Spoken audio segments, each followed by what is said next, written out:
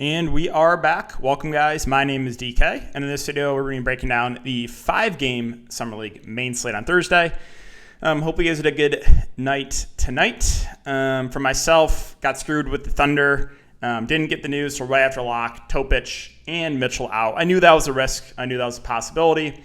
But yeah, that's part of Summer League. Kind of that risk reward. Do you take, the safe guys, for sure starting, or do you possibly risk it for guys with more upside? But yeah, I said probably like 75% chance Oklahoma City was going to play the main guys just because they were 3-0. But again, they did get ruled out post-lock, so that kind of screwed me. But yesterday was an absolute nuke of a day. So this was the final tally here. I won the main slate high stakes. I won the night slate. And then I came in fourth in the showdown slate. So I almost had that trifecta of winning main, night slate, and showdown slate.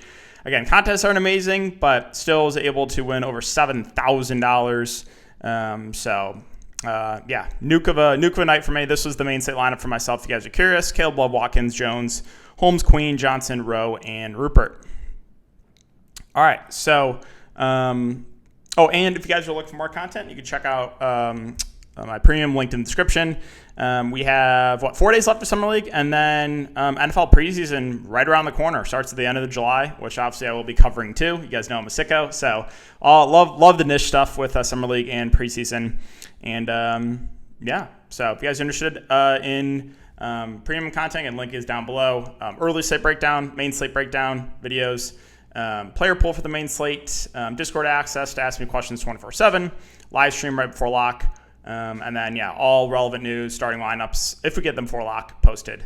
All right, I'll start off with San Antonio and Charlotte. So San Antonio had been running a pretty deep rotation to start the Summer League, but last game they changed it up a bit. Did good overtime, but still. Starters got good run. So you saw 29 minutes for Minks, 25 for Harper, 32 for Ingram, 30 for Bryant, and then 28 for Jones Garcia off the bench. I don't know why they continue to bring Jones Garcia off the bench. Just start him. And he's the guy with the highest ceiling on this team. Has had an amazing Summer League. I think he looks really, really good, assuming he is in. Harper played 25 minutes. I think he's playable, but I think I'd rather get to Jones Garcia at a similar price point. And then Harrison Ingram, big game. Again, he was kind of in the low 20s minute range, and then he played 32 minutes. 6,800, I do think he's viable. Minks, I think, is fine at 6,600. And then Carter Bryant, 5,400. Probably can get better value. He's a solid player, but more of just a 3-and-D guy.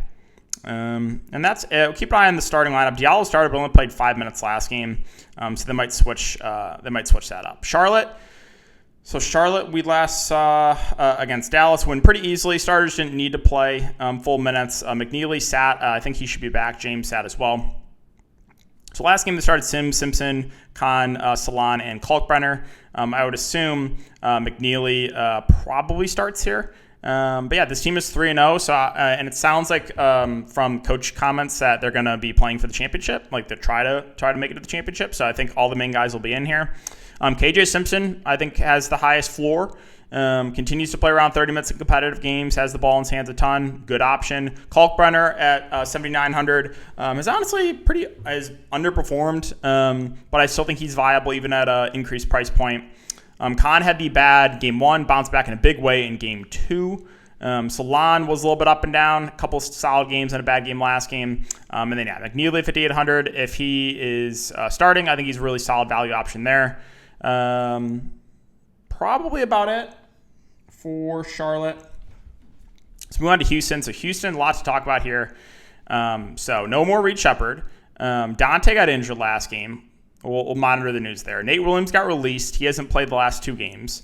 And then Kevin Harris also missed last game with an ankle injury. So they were extremely shorthanded. They played 9 guys last game, with Dante only playing 2 minutes because of injury and Moses Brown only playing 6 minutes off the bench. So they started Dante Matthews, Wilson, Chandler, and Arms. If it's the same starting lineup again, well, I would assume they probably move either Samuels or Brown into the starting lineup for Dante if he can't play. But Kennedy Chandler, 7,200. Just going to have to play huge minutes here. Looks really good in the mid-range. Adonis Arms, 7K. I think looks good if he starts again. We'll keep an eye on the Kevin Harris news because if Harris is in, that would obviously hurt both like Chandler and Arms. And then Wilson down here, 5,600, played 33 minutes. So sorry about that. Those 3 guards, I think, look really good if they're in the starting lineup again. Matthews has been starting, but really hasn't been doing much offensively. He's 4,700. And then, if Dante can't play, I would assume they either go to Samuels or Moses Brown at the 5. Moses Brown, really good point per minute player, but just really hasn't got the minutes in the Summer League. 3, 6, and 6 minutes so far. And then Ledlam off the bench played 16 minutes. Osber played 24 minutes. Again, this team could be extremely shorthanded if Dante and Harris are out. For Portland, basically the same thing we've been talking about, right? It's Rupert, it's Love, and it's Yang. Assuming those guys are in. Caleb Love, 6,900, should be in that 30-minute range, played 33 minutes last game. Ryan Rupert should be in the high 20s minute range. Yang should be in the mid to high 20s minute range. So all 3 of those guys, I think, look really good here with Rupert, Love, and Yang. That's where the offense is running from. Carton had a big game off the bench last game, but a bit of an outlier. Bouknight barely played. I think it's just because Carton was playing really well off the bench. And then Sissoko played 20 minutes last game. He's fine. Not a ton else here for Portland. Let's move on to Boston and the Lakers. So Boston, Gonzalez is back after resting last game. We'll see if he rests again here. But they ran a starting lineup of Bassi, who moved in the starting lineup, Wall, Shireman, Gonzalez, and Shaluga. Williams was a DNP. I don't know if that was injury or what. Just rust. Okay, so he could be back in the starting lineup there. For Bassi, we'll see.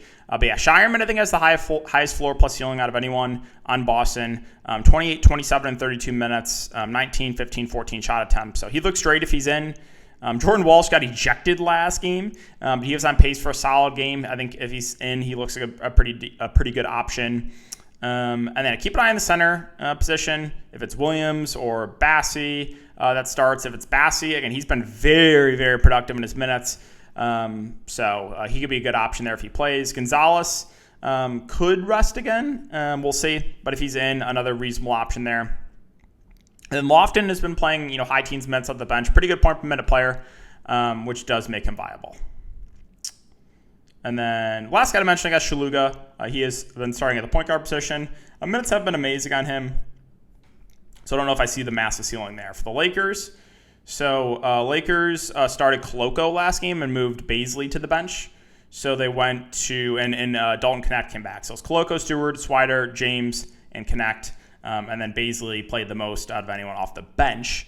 Looking at the price points here, we'll see if all the main guys play for the Lakers. I think, Connect would probably be the most at risk, but, could they shut down Bronny James here too? It's possible.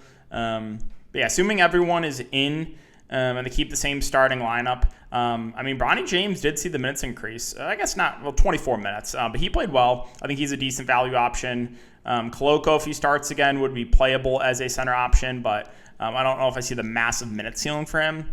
Baisley would still be playable off the bench. Obviously, would like him a lot more if he starts. He had the one bad game last game, but for the most part, he's been pretty consistent. And Stewart, Connect, Swider, definitely viable as well.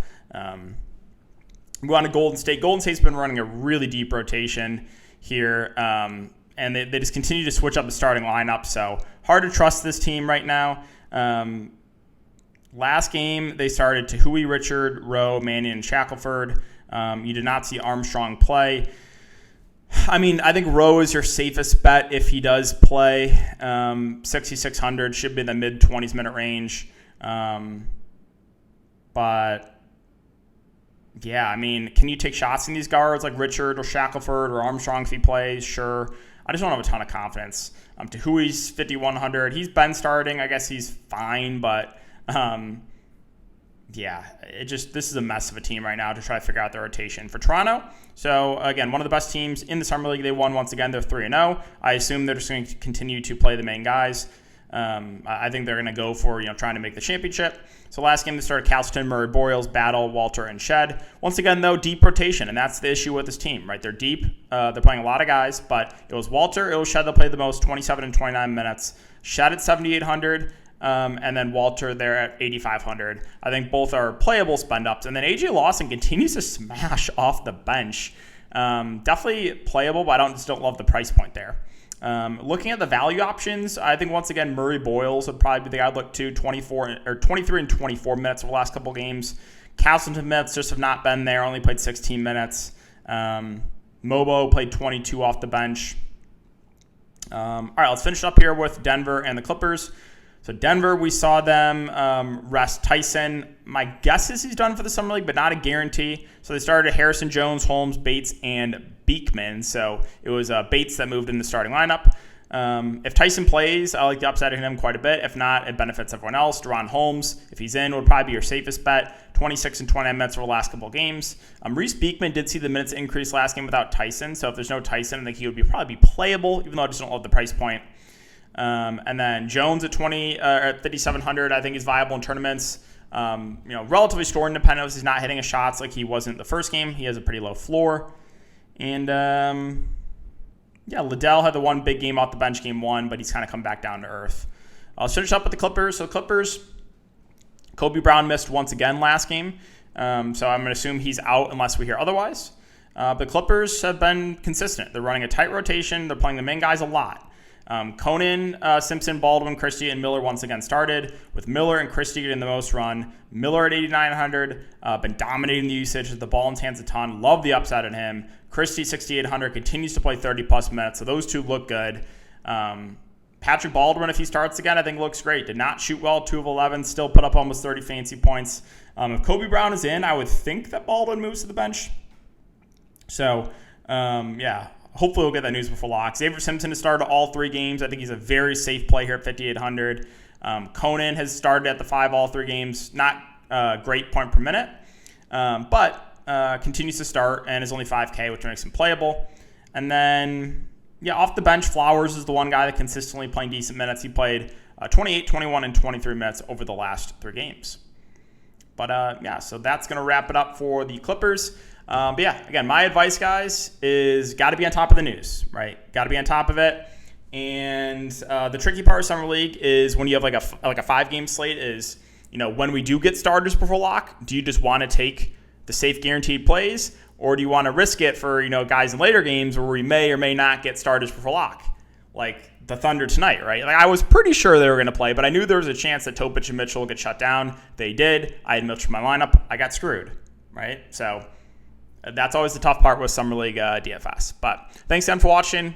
Good luck, and see you guys all in the next video.